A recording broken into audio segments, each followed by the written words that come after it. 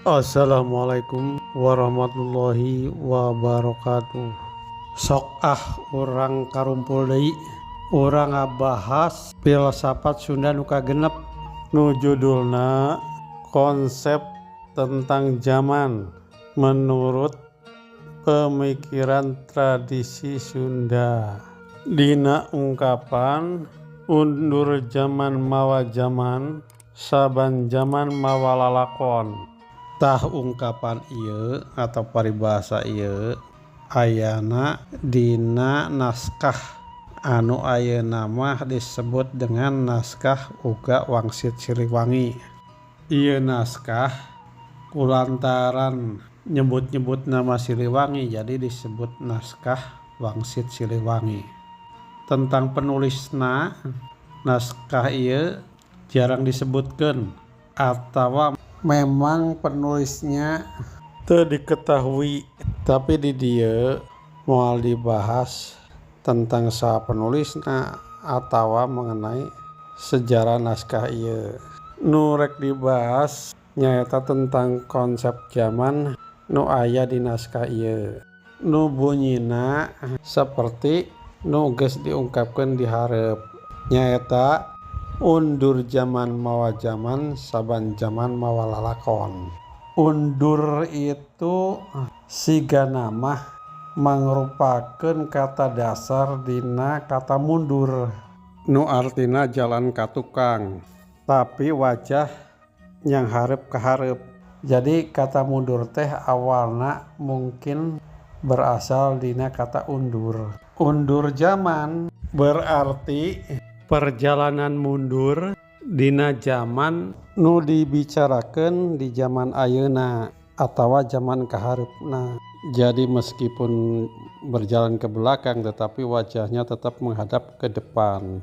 Kulantaran kitu bisa diartikeun bahwa undur zaman teh perjalanan zaman di zaman baheula nepi ka zaman ayeuna, atawa meureun ceuk bahasa Indonesia nama pergumulan sejarah dari zaman ke zaman atau perjalanan sejarah dari zaman ke zaman nepi ka zaman ayeuna. Jadi undur zaman mawa zaman artina dalam perjalanan zaman teh melewati beberapa zaman. Tah eta teh dipertegas kuno kadua, saban zaman mawa lalakon. Jadi dalam pergumulan zaman itu atau dina perjalanan zaman di tiap zaman eta teh mawa lalakon. Tah naon cenah ayeuna lalakon? Lalakon teh berasal dina kata lakon nu berarti pelaku sejarah. Tah dina kata lakon eta muncul kata lalakon anu artina judul atau tema sejarah. Tapi bisa oge disebut pemeran sejarah karena di dalam bahasa Sunda osok aya ungkapan kieu lamun aya film atawa wayang golek, naon lalakonna euy ayeuna jeung sa nu boga lalakonna. Jadi lalakon itu kumaha dimimitina, bisa arti tema atau judul dari cerita atawa pemeran cerita atawa pemeran sejarah. Jadi arti dina bahasa undur zaman mawa zaman, saban zaman mawa lalakon dina perjalanan zaman atawa sejarah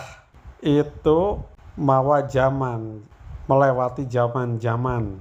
Jadi saban zaman aya anu jadi lalakon, pemeran sejarah dan judul sejarahna di zaman eta. Misal perjalanan sejarah dari zaman ke zaman masyarakat Sunda. Dina naskah peradaban Sunda teh dimulai atawa dimimitian di abad ka-2 Masehi. Di abad ieu peradaban Sunda asup ka zaman Kerajaan Salakanagara nepi ka pertengahan abad ka-4 Masehi. Jadi zaman kahiji masyarakat Sunda memasuki era sejarah di zaman ieu nyaeta ku berdirina kerajaan Salakanagara pada tahun 130 Masehi nu dijieun ku Prabu Dewawarman hiji. Manehna nikah jeung putri Akitirem anu ngaranna Nyi Pohaci Larasati. Salakanagara berakhir antara tahun 362 hingga 363. Sabab raja terakhir Salakanagara nyerahkeun kakuasaan ka minantuna nyaeta Raja Dirajaguru Jayasingawarman nu nyieun kerajaan Tarumanagara. Tadi dia jadi tahun 362 teh peradaban Sunda di era sejarah itu asup ka periode zaman Tarumanagara nepi ka tahun genep-genep 8 Masehi. Kerajaan Tarumanagara ieu nu sabenerna dijieun tahun 358 tapi secara de facto menjadi penguasa Sunda tahun 363 Masehi. Raja mimitina Raja Dirajaguru Jayasingawarman. Tah terkenalna Tarumanagara di zaman Incuna nu ngaranna Maharaja Purnawarman. Kerajaan Tarumanagara berakhir tahun genep-genep 8 Masehi di era kekuasaan Maharaja Prabu Linggawarman nu nyerahkeun kakuasaan ka minantuna Prabu Tarusbawa. Tahun genep-genep 8 Prabu Tarusbawa mengubah ngaran kerajaan Tarumanagara jadi kerajaan Sunda. Jadi tahun genep-genep 8 mah sejarah peradaban Sunda teh asup ka zaman kerajaan Sunda. Tapi satahun kemudian kulantaran Galuh teh memisahkan diri pada tahun genep 70 Masehi, matak peradaban Sunda genep 70 Masehi nepi ka tahun 852 Masehi, masyarakat Sunda atau peradaban Sunda teh memasuki dua kerajaan nyaeta Sunda jeung Galuh. Meskipun bisa dihijikeun deui ku raja kadua Sunda nu ngaranna Sanjaya bersatu deui di tahun 723 nepi ka 738 Masehi. Tapi pada tahun 738 Masehi Galuh dipimpin ku Ciung Wanara atau Sang Manarah. Peradaban Sunda teh memasuki era Sunda jeung Galuh deui. Karena kerajaan Sunda terbagi dua, yaitu Sunda di Pakuan jeung Galuh. Jadi periode katilu peradaban Sunda teh kita anggap saja asup ka zaman kerajaan Sunda jeung Galuh atawa Sunda Galuh. Di tahun genep 70 Masehi nepi ka tahun 852 Masehi. Kulantaran tahun eta Raja Galuh terakhir Prabu Linggabumi nyerahkeun kakuasaan Galuh ka adi iparna nu jadi Raja Sunda waktu itu nu ngaranna Rakean Wuwus atawa Prabu Gajah Kulon. Tahun 852 Masehi nepi ka tahun 1578 Masehi memasuki era sejarah kerajaan Sunda. Tapi kulantaran ibu kotana pindah-pindah, jadi periodisasi zaman kerajaan Sunda dibagi berdasarkan ibu kotana. Di abad pertengahan abad 9 Masehi nepi ka awal abad 14 Masehi eta kerajaan Sunda ibu kota Pakuan.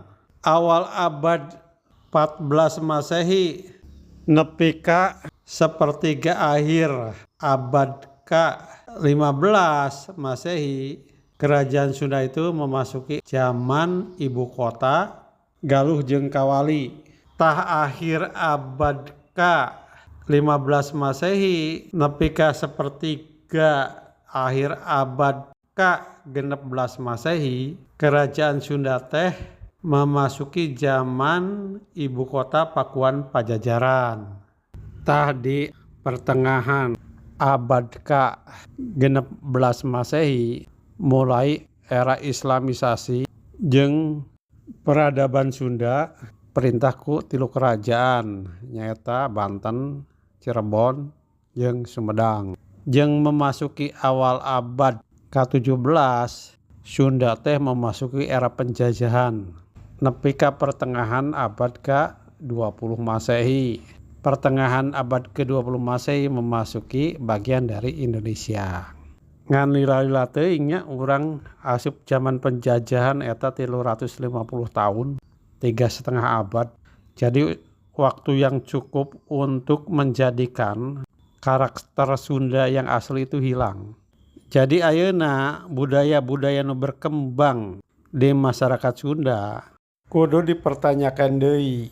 Bener henteu eta asli tradisi Sunda atawa bawaan jajahan, seperti halusisasi bahasa dengan mencap bahasa sorangan bahasa kasar eta teh mangrupakeun salah sahiji doktrin-doktrin bawaan di bangsa nu pernah ngajajah. Ngan urang we kamalinaan. Mun sakitu heula bahasan tentang konsep zaman di masyarakat Sunda. Assalamualaikum warahmatullahi wabarakatuh.